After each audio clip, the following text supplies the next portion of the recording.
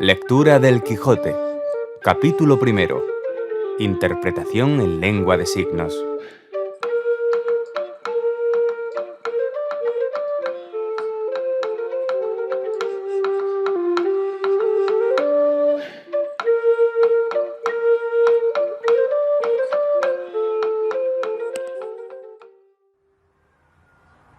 En un lugar de la Mancha, de cuyo nombre no quiero acordarme, no ha mucho tiempo que vivía un hidalgo de los de lanza en astillero, adarga antigua, rocín flaco y galgo corredor. Una olla de algo más vaca que carnero, salpicón las más noches, duelos y quebrantos los sábados, lentejas los viernes, algún palomino de añadidura los domingos, consumía en las 3 partes de su hacienda. El resto de ella concluía ensayo de velarte, calzas de velludo para las fiestas con sus pantuflos de lo mismo, y los días de entre semana se honraba con su vellorí de lo más fino. Tenía en su casa una ama que pasaba de los 40, y una sobrina que no llegaba a los 20, y un mozo de campo y plaza que así ensillaba el rocín como tomaba la podadera. Frisaba la edad de nuestro hidalgo con los 50 años. Era de complexión recia, seco de carnes, enjuto de rostro, gran madrugador y amigo de la caza. Quieren decir que tenía el sobrenombre de Quijada o Quesada, que en esto hay alguna diferencia en los autores que de este caso escriben, aunque por conjeturas verosímiles se deja entender que se llamaba Quejana. Pero esto importa poco a nuestro cuento, basta que en la narración de él no se salga un punto de la verdad. Es pues de saber que este sobredicho hidalgo, los ratos que estaba ocioso, que eran los más del año, se daba a leer libros de caballería, con tanta afición y gusto que olvidó casi de todo punto el ejercicio de la casa y aún la administración de su hacienda. La razón de la sinrazón que a mi razón se hace, de tal manera mi razón enflaquece, que con razón me quejo de la vuestra fermosura. Y también cuando leía: los altos cielos que de vuestra divinidad, divinamente con las estrellas os fortifican, y os hacen merecedora del merecimiento que merece la vuestra grandeza. Con estas razones perdía el pobre caballero el juicio, y desvelábase por entenderlas y desentrañarles el sentido, que no se lo sacara ni las entendiera el mismo Aristóteles si resucitara para solo ello. No estaba muy bien con las heridas que don Belianís daba y recebía, porque se imaginaba que por grandes maestros que le hubiesen curado, no dejaría de tener el rostro y todo el cuerpo lleno de cicatrices y señales. Pero con todo, alababa en su autor aquel acabar su libro con la promesa de aquella inacabable aventura, y muchas veces le vino deseo de tomar la pluma y dalle fin al pie de la letra, como allí se promete, y sin duda alguna lo hiciera, y aun saliera con ello, si otros mayores y continuos pensamientos no se lo estorbaran. Tuvo muchas veces competencia con el cura de su lugar, que era hombre docto, graduado en Sigüenza, sobre cuál había sido mejor caballero, Palmerín de Encalaterra o Amadís de Gaula. Mas maese Nicolás, barbero del mismo pueblo, decía que ninguno llegaba al caballero del Febo, y que si a uno se le podía comparar, era don Galaón, hermano de Amadís de Gaula, porque tenía muy acomodada condición para todo, que no era caballero melindroso, ni tan llorón como su hermano, y que en lo de la valentía no le iba en zaga. En resolución, él se enfrascó tanto en su lectura que se le pasaban las noches leyendo de claro en claro, y los días de turbio en turbio, y así, del poco dormir y de mucho leer, se le secó el cerebro, de manera que vino a perder el juicio. Llenósele la fantasía de todo aquello que leía en los libros,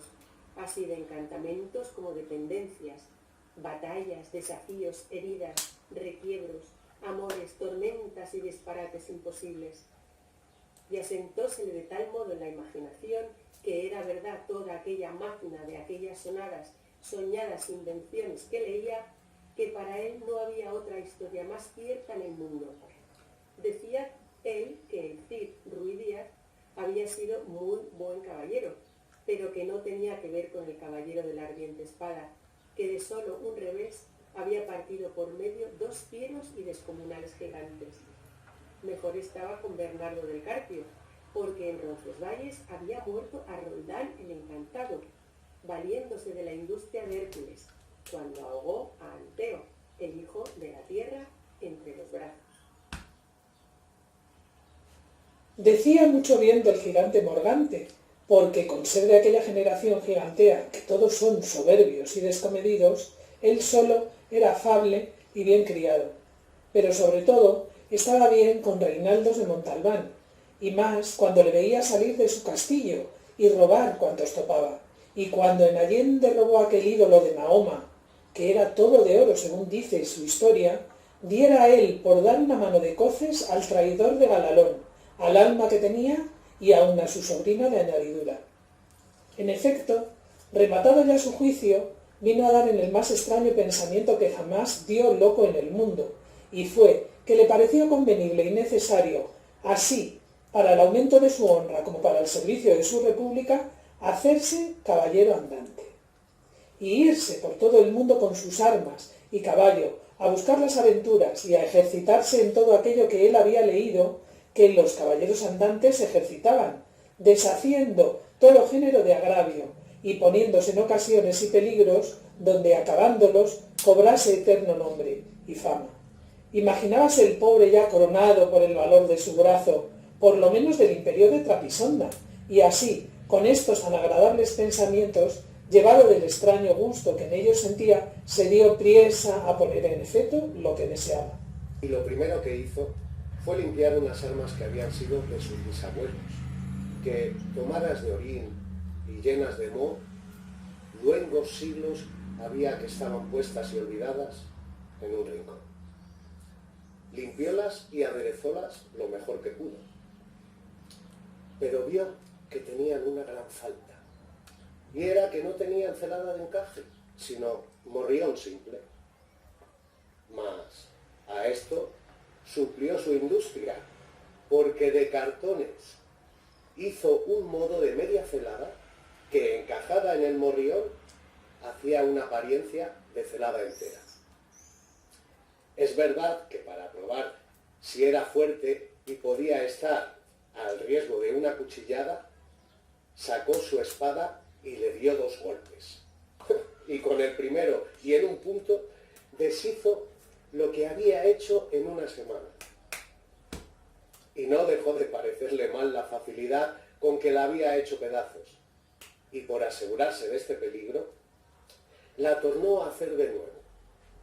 poniéndole unas barras de hierro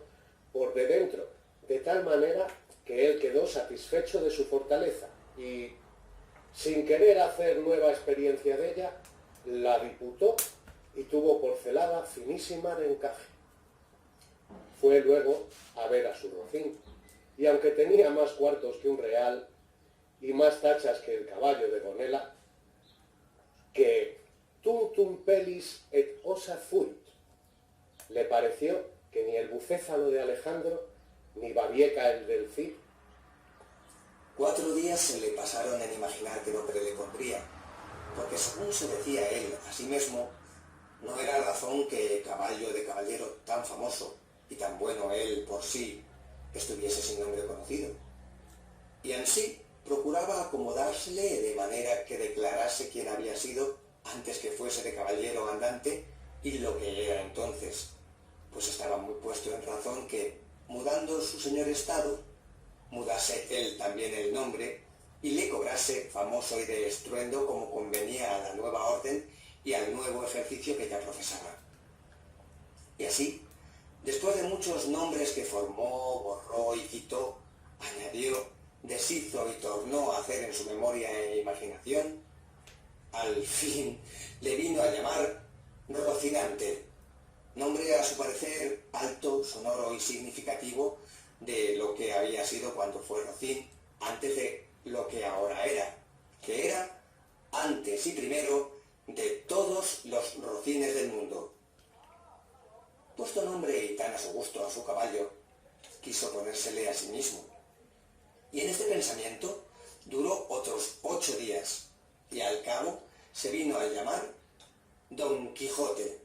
de donde, como queda dicho, tomaron ocasión los autores de esta tan verdadera historia que sin duda se debía de llamar Quijada y no Quesada, como otros quisieron decir. Pero acordándose que el valeroso Amadís no solo se había contentado con llamarse Amadís a secas, sino que añadió el nombre de su reino y patria por épila famosa, y se llamó Amadís de Gaula, así quiso, como buen caballero, añadir al suyo el nombre de la suya y llamarse Don Quijote de la Mancha, con que, a su parecer, declaraba muy al vivo su linaje y patria, y la honraba con tomar el sobrenombre de ella. Limpias pues sus armas, hecho del morrión celada, puesto nombre a su rocín y confirmándose a sí mismo. Se dio a entender que no le faltaba otra cosa, sino que buscar una dama de quien enamorarse, porque el caballero andante sin amores era árbol sin hojas y sin fruto, y cuerpo sin alma. Decíase él: si yo, por malos de mis pecados o por mi buena suerte, me encuentro por ahí con algún gigante, como de ordinario les acontece a los caballeros andantes, y le derivo de un encuentro, o le parto por mitad del cuerpo, o finalmente le venzo y le rindo, ¿no será bien tener a quien enviarle presentado y que entre y se hinque de rodillas ante mi dulce señora y diga con voz humilde y rendido: yo, señora, soy el gigante Caraculiano, señor de la ínsula Malindraña, a quien venció en singular batalla el jamás, como se debe, alabado caballero Don Quijote de la Mancha, el cual me mandó que me presentase ante vuestra merced, para que la vuestra grandeza disponga de mí a su talante? Oh, cómo se holgó nuestro buen caballero cuando hubo hecho este discurso, y más cuando halló a quien dar nombre de su dama.